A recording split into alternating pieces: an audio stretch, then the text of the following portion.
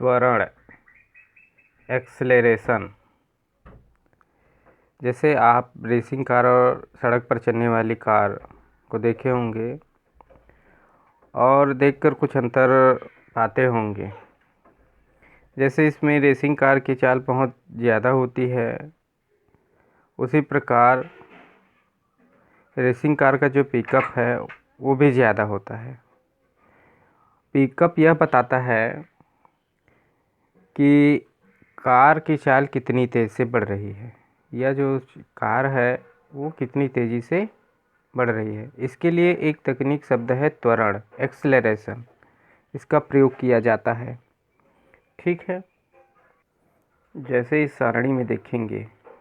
ठीक है, इस सारणी में देखते हैं ये समय है और ये बस ए के द्वारा तय की गई दूरी किलोमीटर में है और ये बस बी के द्वारा तय की गई दूरी है वो भी किलोमीटर में है। तो यहाँ पर देखेंगे समय सुबह 9 बजे है, तो ए कार द्वारा 10 किलोमीटर और बी कार बस है उसके भी द्वारा 10 किलोमीटर दूरी तय की गई है। इसी प्रकार 9:15 में यानी 15 मिनट के जो अंतराल है उसमें ए कार 20 किलोमीटर यानी ये और जो बी है वो 18 किलोमीटर।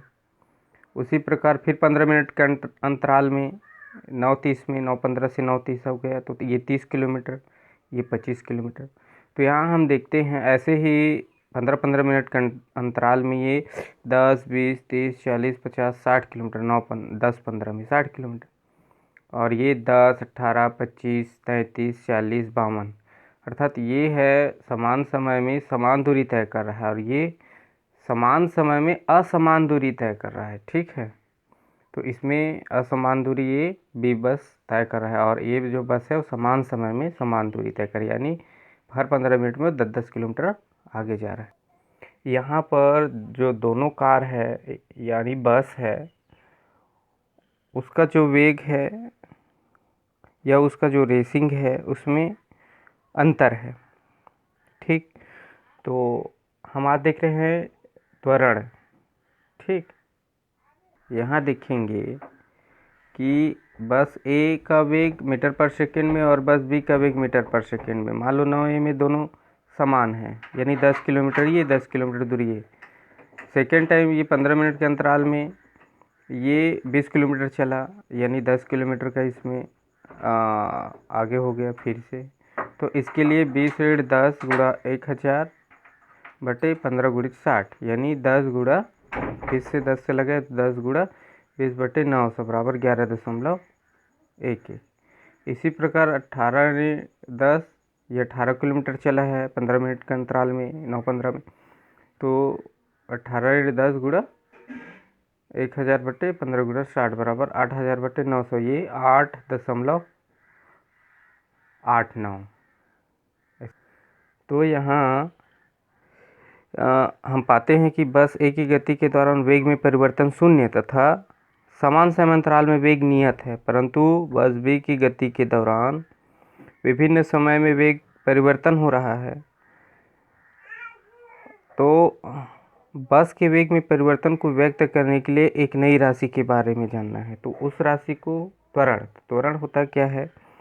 वेग में परिवर्तन की दर त्वरण कहलाती है। जैसे त्वरण बराबर वेग में परिवर्तन बटे समय अंतराल। यदि वस्तु u वेग से चल रही है और t समय में उसका वेग v हो जाता है तो त्वरण का क्या होगा? a बराबर a त्वरण का संकेत है। a बराबर उनकी अंतिम वेग v ऋण प्रारंभिक वेग u बटे t समय अंतराल। ठीक, इसका SI मात्रक होता है मीटर पर सेकंड वर्ग। ठीक, यहाँ देखते हैं जब समय के साथ वस्तु का वेग बढ़ता है तो उसमें उत्पन्न त्वरण को धनात्मक त्वरण और जब समय के साथ वस्तु का वेग घटता है तो उसे या उसके जो त्वरण है उसको ऋणात्मक त्वरण कहते हैं। ठीक, और ऋणात्मक त्वरण को मंदन भी कहते हैं और इसे -a से प्रदर्शित करते हैं। ठीक है, जैसे समय है और दूरी है, वेग मीटर पर सेकंड, त्वरण मीटर पर सेकंड वर्ग। तो शून्य समय में शून्य दूरी तय किया, ठीक। लेकिन 2 सेकंड में ये क्या किया, 1 मीटर दूरी तय किया। तो ये क्या हो जाएगा, v ऋण u बटे समय अंतराल है, तो 1 ऋण 0 बटे 2 ऋण 0 बराबर 1/2 बराबर 0.5 आ जाएगा।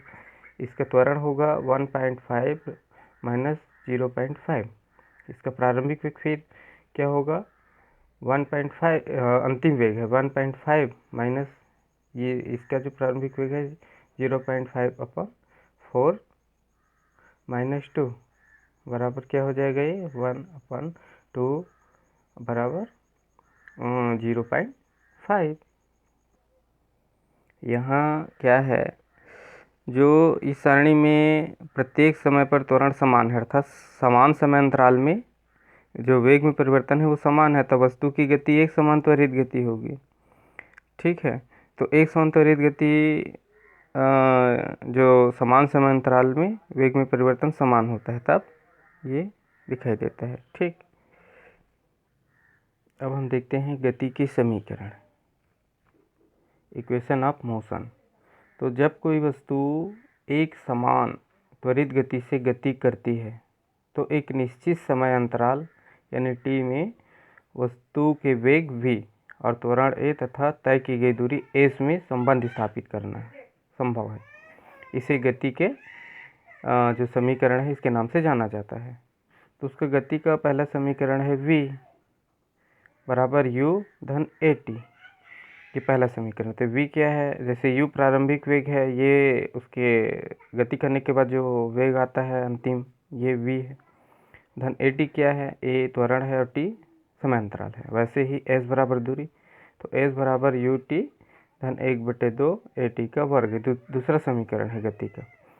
और तीसरा समीकरण v का वर्ग बराबर u का वर्ग धन 2as, ये तीसरा समीकरण है, ठीक। तो तीसरा समीकरण, अब हम देखेंगे एक समान त्वरित गति में वेग समय संबंध।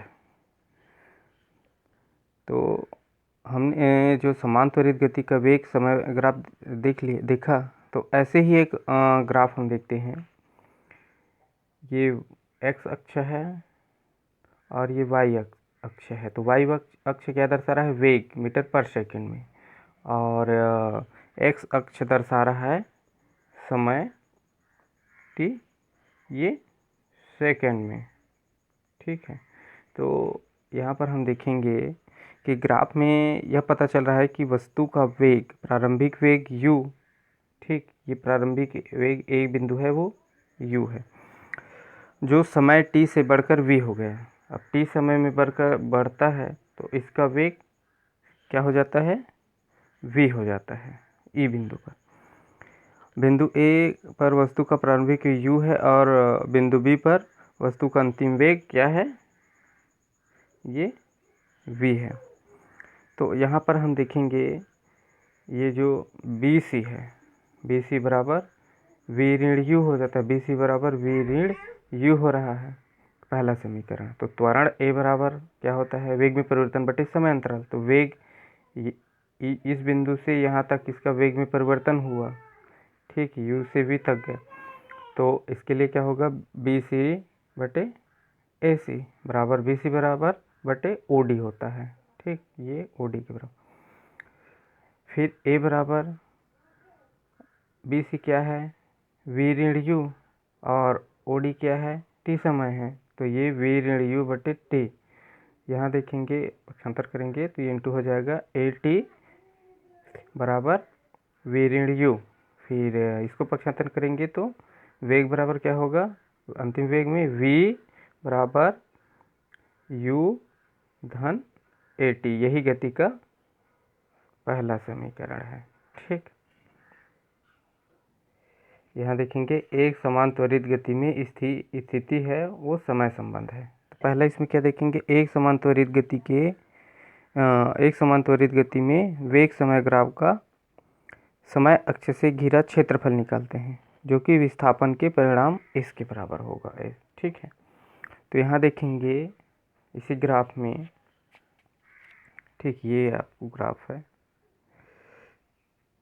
तो यहाँ हम देखेंगे एस बराबर ओ ए बी डी का क्षेत्रफल है।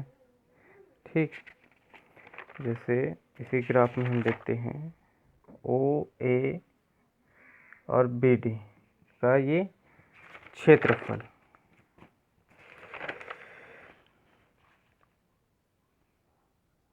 तो एस बराबर आयत ओ ए सी डी का क्षेत्रफल धन त्रिभुज ए बी सी का क्षेत्रफल।